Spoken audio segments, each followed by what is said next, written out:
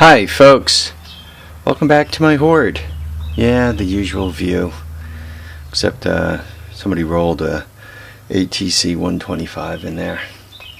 So, start the batteries. These things were charged this morning, and then I guess as the sun goes up to an angle, the low E glass kind of blocks the solar collector there. So, it's about 11:20. We made it to June 1st, Sunday, 21.5 degrees centigrade, 69 degrees Fahrenheit, and this one says 64, 63, 62, whatever. It's flashing. So what am I up to today? Well, I wanted to give this 125 a bit of a check over, see what I had. And I kind of have this little routine I go through to see what shape they're in. First thing I did, these things are never known for feeling like they have much compression. So I did a quick compression check on it. And you guys could see there, right? I think you can see, came in at like 150. Which is actually very, very good. So that's the first thing I did. Looked in the gas tank, and it actually, I don't know, we'll see if we can show you without dumping gas all over the place. No, we're going to dump gas all over. Let's put the valves on the other side, or the spigots on the other side. So, I don't know how well you can see in there, but the gas tank is actually fairly good, which makes me happy because gas tanks in old bikes are really hard to come by. So that made me happy. So next, obviously I had to pull the plug for the compression test, and this is what the plug looked like. So when you see a spark plug like this, you say to yourself, oh my God, I think I got an oil burner. Right. So I then went through the carburetor and realized that he couldn't get the bike running. He had two problems. When he bolted the carburetor back on, he didn't put both bolts on, which was problem number one. Problem number two is he put the gasket in between the two on upside down, so he had a huge vacuum leak. A huge vacuum leak, and a carburetor that's loose means homie ain't starting. So I noticed that.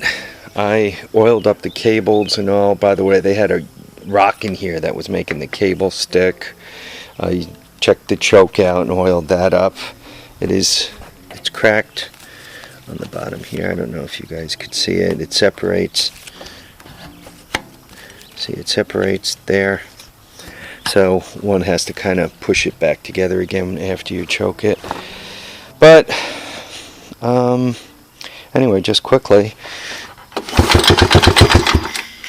let's see if I was able to give it gas at the same time. Here, excuse my bad camera work here.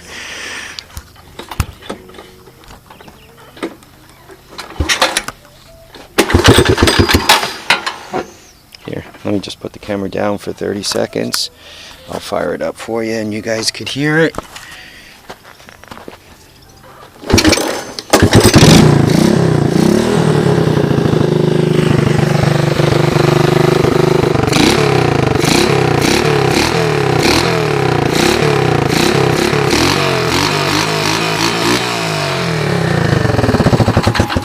So, as you guys could see, she's a bit of a smoker, but it has really decent compression.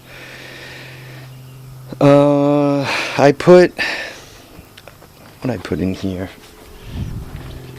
put this Walmart straight 30 weight in there, so I could probably up it to 2050 or something like that, thicken the oil up a little bit.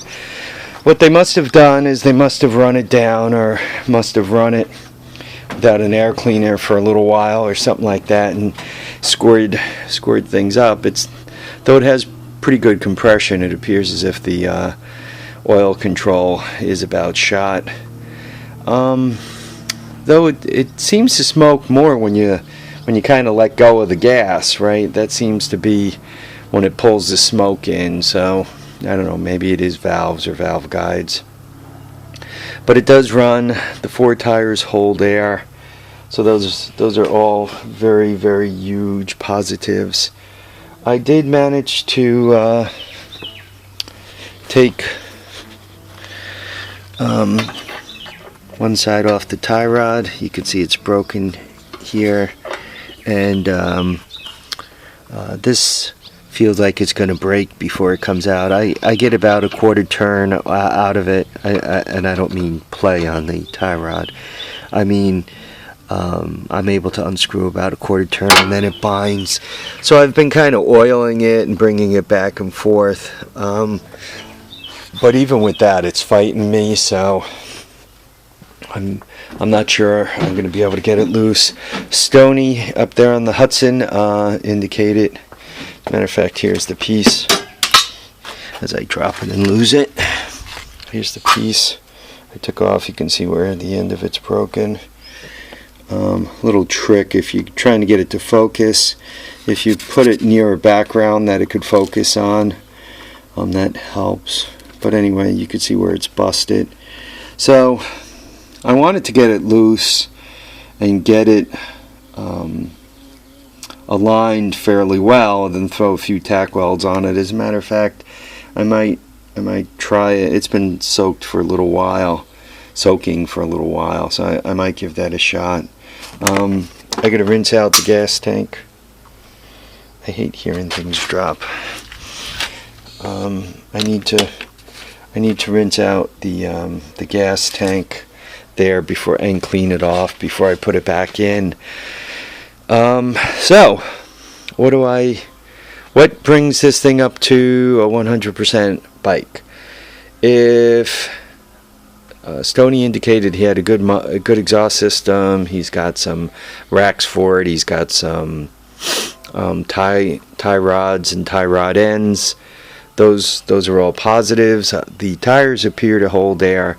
I got the plastic, so I can theoretically slam this together and have it look to be a real nice bike fairly shortly. So far I have 280 plus. I ordered a shift lever for it. I didn't like the shift lever on it, so I ordered a shift lever. You know, when you have a shifter shaft that has a little bit of wear on it, I find that if you put a brand new shift lever on it and tighten it properly, that normally makes the shifter shaft last. I mean, and obviously you don't want to do anything stupid with it, like use your shifter as a foot pedal. You know, you shift with it. You try not to jam it in and out of gear and all. I assume the transmission in this thing's halfway decent, but I can't try it out till I get the shift lever. And the shift lever should be here tomorrow, Monday. So if that's the case, I really don't want to be yanking a shift lever off of something else, which kind of beats up on the shaft a little bit, beats up on the shift lever a little bit, and you do that a few times, and the next thing you know, you've turned a brand new shift lever into a piece of crap, or you turned a shifter shaft into a piece of crap, or you turned them both into a piece of crap, which means you got to crack the case and replace it. Though it smokes, it doesn't seem to leak oil, which is good, really good news. Homie hates when they drip oil all over the place. So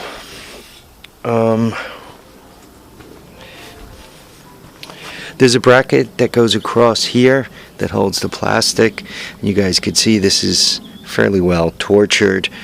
If Stoney doesn't have the front end here, I'm going to have to try to get that back into shape and make it a little more functional, make it look better.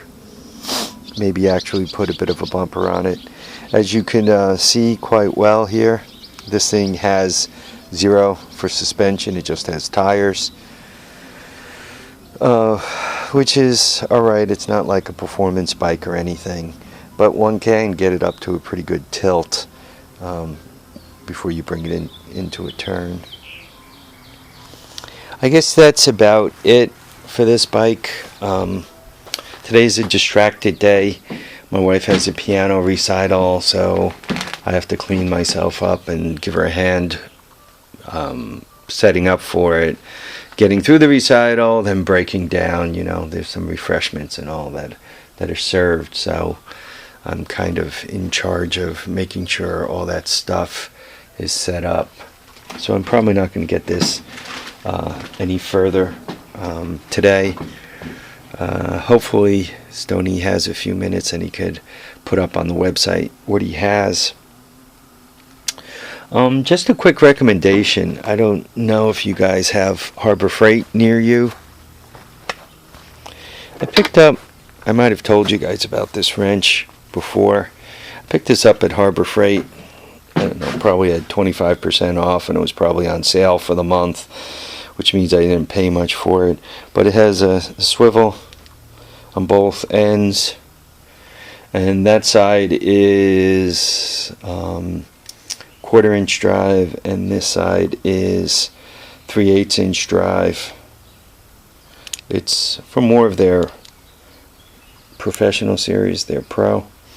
I had to take some hubs off of those bikes up there on the shelf, and I was using it for the hub bolt, for the bolt right on the end there. And I got to tell you, I had a 17 millimeter on it, and I was hanging on all the way out here, and I was throwing all my weight on it, and it didn't break. And then I put it on tightened and tried to tighten, then back to loosen, and threw all my weight on it again, and it didn't break.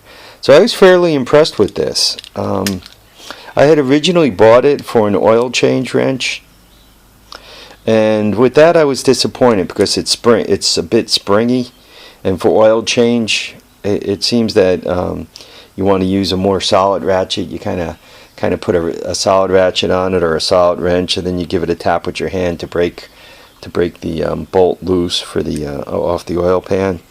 And for that it wasn't serving its purpose. It was absorbing, you know, me tapping my hand against it. Obviously with the nice long leverage you can kind of get underneath there and give it a pull, but a lot of times the space underneath a car is a little bit limited. Especially I have a tendency to try not to jack them. I normally don't jack them up. I just kind of squeeze underneath there and change the oil. So being able to give the wrench a hand tap to break the bolt loose is important, and it was not any good.